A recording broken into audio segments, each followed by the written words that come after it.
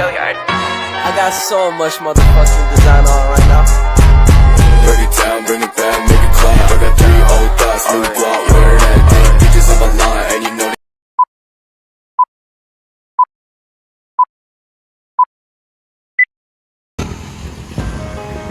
Assalamualaikum warahmatullahi wabarakatuh. Kami dari kelompok 1 ingin menjelaskan tentang penerapan hukum Bernoulli pada sprinkler tanaman sederhana. Sebelum itu, izinkan kami memperkenalkan diri kami masing-masing. Dimulai dari yang paling ujung. Nama saya Rivaldo Christian Suritana dengan NIM 12328 dari Prodi Teknik Sipil. Saya Siti Aulia dengan NIM 1234001 dari Info Perhikayatan Tata Kelola FPK.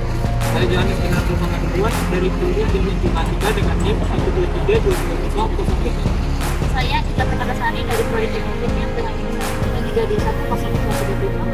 Saya Yuda Prasetya Utama dengan NIM 123460015 dari Prodi Teknik Perkeretaapian. Saya Febi Gensi Triantina dari Prodi Teknik Sipil dengan NIM 123210031. Saya Muhammad Jad Ramdhani dengan NIM 123210050.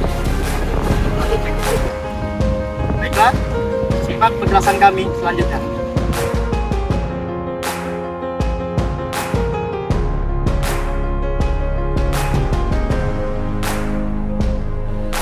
Sprinkler tanaman sederhana merupakan salah satu alat peraga yang menerapkan hukum Bernoulli dan berfungsi untuk melakukan penyiraman tanaman.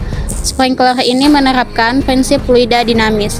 Fluida dinamis adalah fluida yang terletak pada kondisi bergerak, fluida yang dalam kondisi stabil ataupun memiliki kecepatan kontinu terhadap waktu, tidak mengalami perubahan volume, tidak ada pergantian kekentalan, serta tidak mengalami turbulen.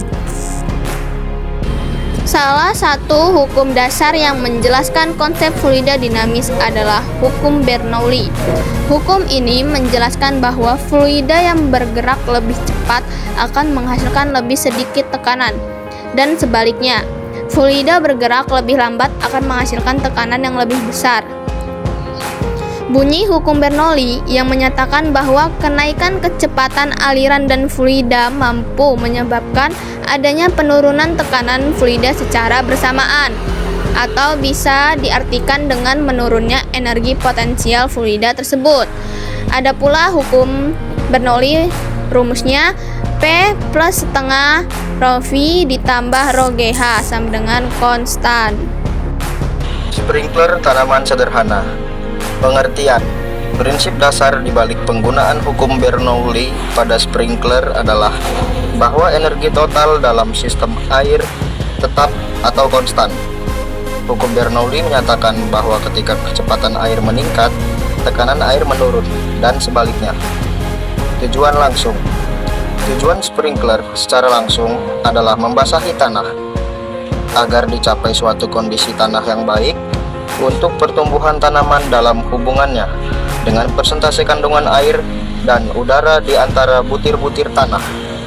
Tujuan tidak langsung. Tujuan sprinkler secara tidak langsung adalah mengatur suhu tanah, membersihkan tanah dari unsur-unsur racun, memberantas hama penyakit, mempertinggi muka air tanah, membersihkan buangan air dan kolam atas.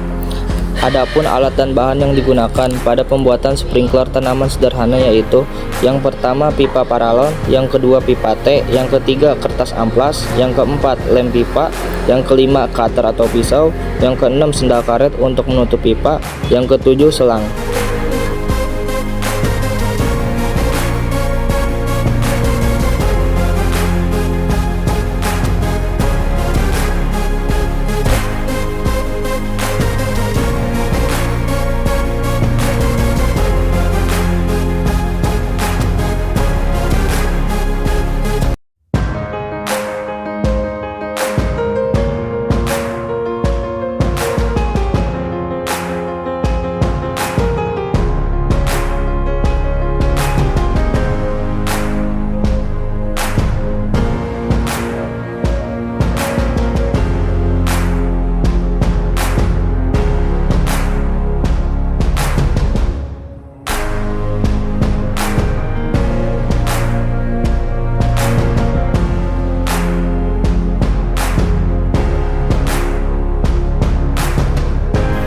Untuk cara kerja sprinkler sendiri yaitu, dalam konteks sprinkler, ketika air mengalir melalui pipa yang menyuplai sprinkler dan memasuki nozzle, kecepatan air meningkat. Akibatnya, tekanan air di dalam nozzle menurun sesuai dengan hukum Bernoulli.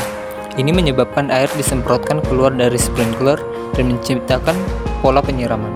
Penerapan hukum Bernoulli pada sprinkler memungkinkan pengendalian yang efisien atas distribusi air, memastikan penyiraman merata di sekitar area yang diinginkan.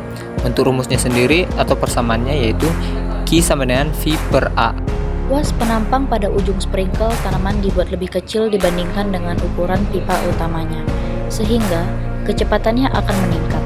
Berdasarkan hukum Bernoulli, kecepatan yang meningkat mengakibatkan tekanan air semakin berkurang pada ujung sprinkle, sehingga tekanan yang kecil tersebut tidak membahayakan pada struktur tanaman. Kelebihan alat sprinkler tanaman sederhana ini adalah mampu melakukan penyiraman tanaman secara otomatis tanpa energi listrik. Dan adapun kekurangan alat ini masih memiliki kebocoran pada pipanya. Belum bisa untuk berputar dengan sempurna. Alat ini kurang bisa untuk digunakan dalam jangka waktu yang lama. Saran pengembangan: dalam membuat alat sprinkler tanaman sederhana, sebaiknya digunakan pipa paralon yang berukuran kecil, sehingga sprinkler bisa berputar dengan baik dan sempurna dan air yang dipancurkan mampu membasahi banyak tanaman yang jaraknya cukup jauh dari sprinkler. Kemudian penutup lubang pipa sebaiknya menggunakan bahan yang solid sehingga tidak terjadi kebocoran.